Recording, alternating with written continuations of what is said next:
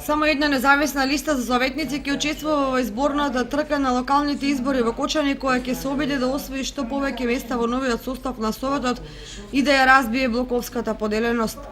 Во општина Зрновци се поднесени две независни советнички листи, од која една за градоначалник, што значи дека на 15 октомври во првиот изборен круг ќе трчат најмалку двајца кандидати за градоначалник и 4 листи за советници. Конечната бројка зависи дали покрај двата политички блока предводени од ВМРО, ДПМН и СДСМ со свој кандидати ќе се јави и некоја партија. Инаку рокот за собирање потписи за листи на независни кандидати за советници и градоначалници заврши. Политичките партии имаат додатни 5 дена, бидејќи своите листи на кандидати треба да ги поднесат најдоцна до 9 септември.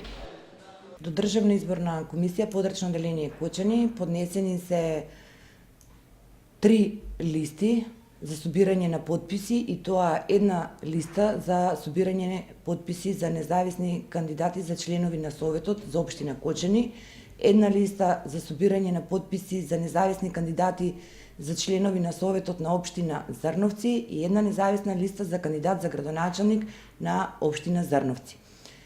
Рокот за поднесување на овие листи и собирање на потписи заклучно со вчера е завршен. Поднесените листи, подносителите на листите веќе си ги подигнаа од нашето подрачно деление соберените потписи, значи неопходниот потребниот број утврден со закон, и тоа 250 потписи за општина Кочани и 100 за општина Зрновци се исполнети. Значи кандидатите ги собраа потребните потписи и истите им се вратени на нив и се веќе во друга фаза, односно во друга постапка пред општинската изборна комисија.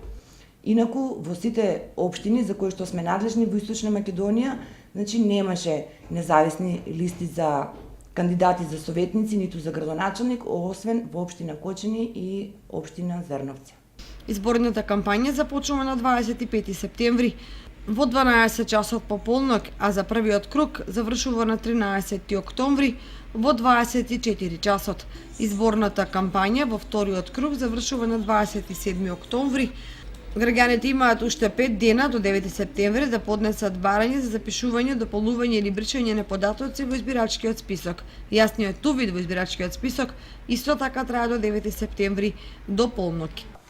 Државна изборна комисија продолжува со својата работа во врска со средувањето на избирачкиот список до 9 септември на полноќ. Значи истекува рокот кога секој може да пријави одредени правилности или неправилности во избирачкиот список. Еве еден апел до граѓаните, значи сите кои што направиле нова лична карта, посебно апел до помладата популација која што за прв пат ќе гласа, да се проверат во избирачкиот список дали ги има, дали имат одредени проблеми и доколку такви ги има, да дојдат лично кај нас во подрачно деление Кочани.